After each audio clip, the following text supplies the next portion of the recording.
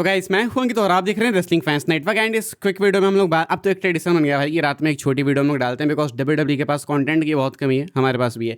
जेगा फाटू की उस पॉसिबिलिटी की बात करेंगे, क्या पता भाई ये जीत ही जाए क्लैश इन इटली में एंड बन जाए WWE world champion Roman Reigns के सामने। हालांकि ये बहुत ही मुश्किल है एंड इसके ऑड्स बहुत कम होंगे जब भी मैं आपको बैटिंग ऑड्स बताऊंगा, लेकिन you never know when it comes to wrestling भाई, नेवर से नेवर बोलते हैं। तो ये क्यों पॉसिबल भी हो सकता है उसकी बस बात करेंगे अदर साइड की।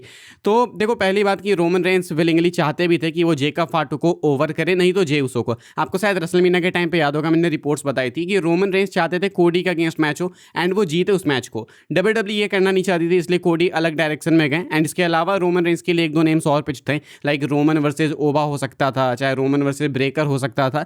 लेकिन डब्ल्यूडब्ल्यू वाले ये करे उससे पहले रोमन ने कह दिया था कि मैं जे उसो को ओवर करने को तैयार हूँ, नहीं तो जेकब को। तो रोमन रेंस जे उसो नहीं तो जेकब के अगेंस्ट रेसलमेनिया में फेस करने को मैच में तैयार थे। अब ऐसे में जेकब के अगेंस्ट रोमन फ्यूड भी दे रहे हैं, उनको ओवर भी करना चाहते हैं रोमन रेंस। मिला जुला के बात है कि डब्ल्यूडब्ल्यू वाले वही कर रहे हैं जो रोमन रेंस कराना चाहते थे उनसे। लेकिन क्या ओवर करने की फिराक में रोमन अपनी टाइटल भी ड्रॉप कर सकते हैं? बिकॉज एक सेकंड मैच बुक करना, वो भी ट्राइबल कॉम्बैट, जिसकी मेन स्टिपुलेशन ये है कि जो हारेगा भाई वो सामने वाले को एक्नॉलेज करेगा। डब्ल्यूडब्ल्यू वाले अगर जेकब से रोमन को एक्नॉलेज करवाएंगे तो देन समझ लो भाई कि जेकब की बहुत बेइज्जती है, क्योंकि जेकब एक अपकमिंग सुपरस्टार है एंड आगे ब्राइट फ्यूचर होने वाला है। डब्ल्यूडब्ल्यू वाले उनको ब्रेकर एंड ओबा फैमी के लेवल पे देखते हैं, तो वो रोमन को एक्नॉलेज कर लेंगे तो यहीं पे खात्मा हो जाएगा उनका। फिर खतना नहीं बोल रहा था मैं, खात्मा हो रहा था, खात्मा हो जाएगा उनका फिर।